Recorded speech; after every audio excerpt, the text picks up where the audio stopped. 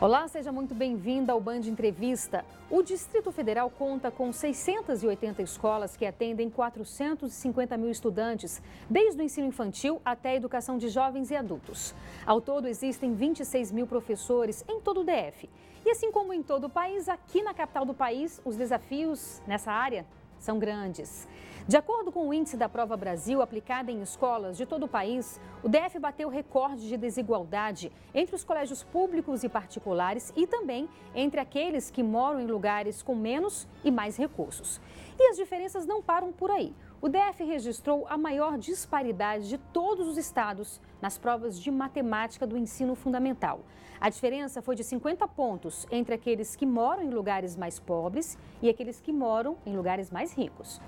Entre os desafios do governo ibanês nesta área, sem dúvida, estão diminuir essas diferenças, reduzir a evasão escolar e valorizar os professores. E para conversar sobre este tema, tão caro para todos nós, convidamos o secretário de Educação, Rafael Parente. Olá, secretário, seja bem-vindo ao Band Entrevista. Muito obrigado, é um prazer estar aqui com Obrigada vocês. por ter vindo. Pode sentar, como eu disse, é um assunto tão caro para todos nós, porque o que esperar de uma nação que não tem educação? Nada, não é verdade? A educação é a base de tudo, né? Inclusive, os maiores problemas que nós temos no nosso país estão todos relacionados à educação. Quando a gente fala de segurança pública, por exemplo, a gente sabe que quando as mães e os pais terminam o ensino médio, a gente consegue reduzir a violência urbana com um número maior de jovens terminando o ensino médio. Né? Os pais, aumentando a escolaridade dos pais, a gente aumenta também a chance desses pais serem melhores pais, acompanharem melhor a educação dos seus filhos e por isso a gente está indiretamente resolvendo problemas de violência. Questões de saúde também. Com uma população mais educada, a gente tem uma população que sabe se alimentar melhor, que sabe se cuidar melhor e que, portanto, vai ficar menos doente e causando menos prejuízos e problemas, né, para a nossa saúde aqui no país. E tantas outras questões, quando a gente pensa no trânsito, na corrupção, tudo está relacionado à qualidade, à equidade dos resultados, como você disse, à inclusão da nossa educação, né? Perfeito. E aí, quando a gente pensa nisso, a gente fica matutando aqui, pensando, será que não foi proposital que há séculos atrás ou há anos atrás a educação ficou em segundo plano, ou seja, não era interesse de fato fazer com que as pessoas tivessem essa autonomia, inclusive para escolher os candidatos, enfim, para tantas outras coisas? Muita gente fala sobre isso, inclusive nós fomos um dos países mais atrasados, não só no mundo, mas na América Latina, no desenvolvimento educacional. Então, se a gente for pensar até os anos 50 e 60, metade das nossas crianças e jovens ainda não frequentavam a escola. Nossa. Aí quando as pessoas falam assim, mas na minha época a escola pública tinha qualidade. Na verdade, a escola pública era para poucos, era para a elite. Os pobres e os miseráveis não frequentavam a escola pública naquela época. Então ficavam sem escola, na verdade, exatamente, não estudavam. Ficavam nas ruas, ninguém estudava, né? E a gente tinha um número muito alto também de analfabetos, né? Continua um número muito alto de analfabetos, principalmente analfabetos funcionais. Só que a gente sabe que a gente só foi ter, de fato, essa gradual melhoria na quantidade de crianças e jovens nas escolas nos anos 90, que a gente quase resolveu o problema, mas nós ainda temos milhões de crianças e jovens fora da escola aqui no Brasil. Né? E aqui em Brasília a gente tem um número também considerável. A gente tem uma média que é menos pior do que a média brasileira, mas a gente tem também esse problema. Então nós vemos na história do Brasil que não houve uma preocupação da elite de fato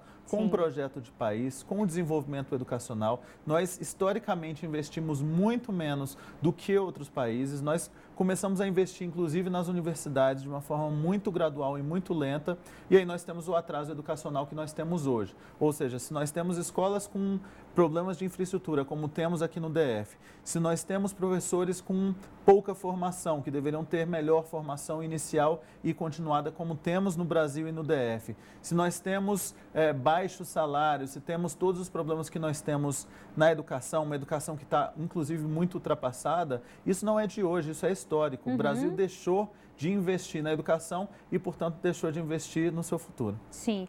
Agora, a grande pergunta, né? Como resolver esse grande problema? É claro que, como o senhor falou, é um problema que que se arrasta aí há séculos, né? Verdade. Então, a gente tem que começar aos poucos. Você está nesse grande desafio aí de coordenar a educação aqui na capital do país, que, como você bem disse, tem alguns pontos que a capital do país, Brasília, o DF como um todo, alguns pontos estão na frente, mas outros também, como a gente abordou aqui, precisam avançar. A pergunta você já tem um planejamento estratégico para implantar aqui na capital do país? A gente conseguiu criar um planejamento estratégico que divide ações, programas e políticas em 3 grandes áreas, né? Uma área que está mais relacionada a coisas muito básicas, que já deveriam ter sido resolvidas, que são relacionadas ao feijão com arroz da escola. Né? A escola precisa ter um ambiente agradável, Sim. Precisa ter uma infraestrutura mínima de qualidade. A gente não pode ter paredes, teto, muros caindo. A gente precisa que todas as nossas escolas no Distrito Federal tenham uma infraestrutura de qualidade, uma qualidade mínima. A gente precisa ter merenda, a gente precisa ter um transporte funcionando, precisa que todas as crianças tenham livros, tenham materiais, que os professores tenham materiais para dar suas aulas também, para ensinar. Né? Então, a gente está olhando para coisas mais básicas, inclusive para a valorização e para a formação de todos os profissionais da educação. Como é que a gente resolve todos esses problemas? Então, primeiro é um olhar para o básico, o que já deveria ter sido resolvido e não foi resolvido, que a gente precisa resolver de forma muito rápida, né? Mais rápido possível.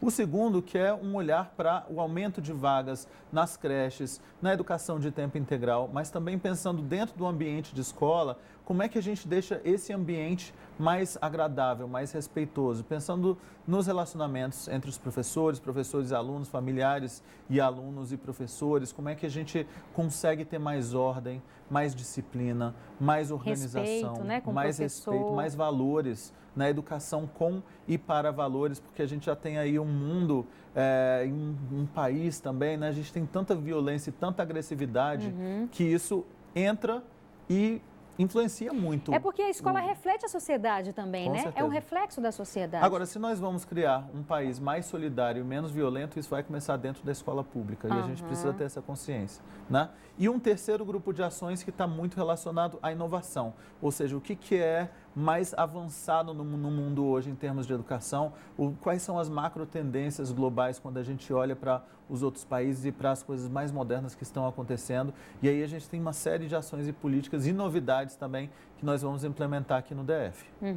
E vai ter recursos para isso? Você já sabe qual é o orçamento que você tem?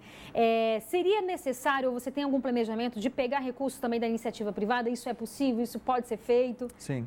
Bom, em primeiro lugar, a gente tem uma lei orçamentária que foi aprovada, mas sempre essa lei é aprovada com menos de metade dos recursos que você vai precisar para fazer tudo, continuar tudo durante aquele ano. E aí, durante o ano, você precisa ficar pedindo suplementação para a Secretaria de Fazenda e isso faz com que seja um pouco problemática o planejamento orçamentário, inclusive, da Secretaria. O fato é que hoje nós temos um orçamento, de fato, que a gente precisa se articular para conseguir mais verbas, mais orçamento para a educação aqui no DF. E isso já está sendo feito, né? Nós temos o governador se articulando com outros secretários, o André Clemente da Fazenda, o Novak da Casa Civil, já conversando com os deputados distritais, com deputados estaduais, aliás, deputados federais e tantas outras pessoas, inclusive órgãos multinacionais, para que a gente consiga garantir mais recursos. A gente já tem uma área metropolitana, por exemplo, que foi oficializada. Agora nós sabemos e nós já sabíamos que nós temos 33 municípios utilizando as escolas, os hospitais, influenciando na segurança do Distrito Federal. Já que nós temos uma área metropolitana, nós precisamos que o governo federal também compreenda que nós precisamos de mais recursos para dar conta de toda essa demanda. E, além disso, e eu preciso ser justo aqui, o governo anterior, de fato, entregou a secretaria em um estado melhor do que ele encontrou. Mas, ao mesmo tempo, é possível fazer uma gestão muito mais eficiente, né? O governo, historicamente, perdeu muitos recursos.